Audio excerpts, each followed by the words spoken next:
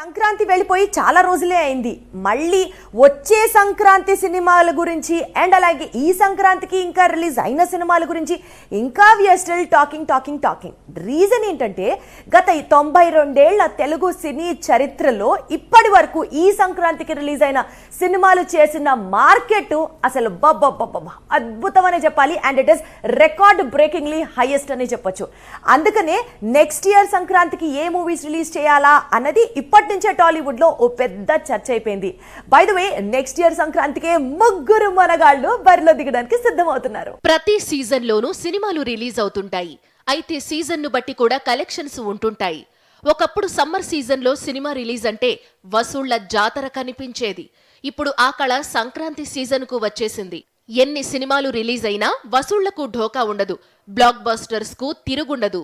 2020 సంక్రాంతి పండక్కి రిలీజ్ అయిన అలవైకుంఠపురంలో Telugu cinema Sankranti season లో రిలీజ్ అయి అత్యధిక వసూళ్లను కొల్లగొట్టింది.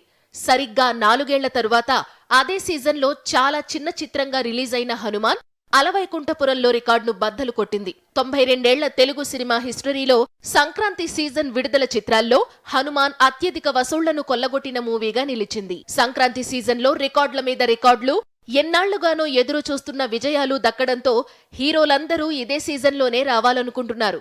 ఆల్రెడీ చిరు విశ్వంభరతోనూ, నాగార్జున మరో కొత్త చిత్రంతోనూ వచ్చే సంక్రాంతి పండక్కి కలుద్దాం అన్నారు. ఇప్పుడు ఈ లిస్ట్ లో వెంకీ కూడా చేరిపోయాడు. అనిల్ రావిపూడి దర్శకత్వంలో వెంకీ నటించబోయే నయా ఫ్యామిలీ ఎంటర్టైనర్ ను వచ్చే సంక్రాంతి పండక్కి రిలీజ్ చేయాలనుకుంటున్నారట. 2019లో పొంగల్ కు రిలీజ్ అయిన F2 సంచలన విజయం సాధించింది. సరాసరి 140 కోట్ల వసూళ్లను అందుకుంది.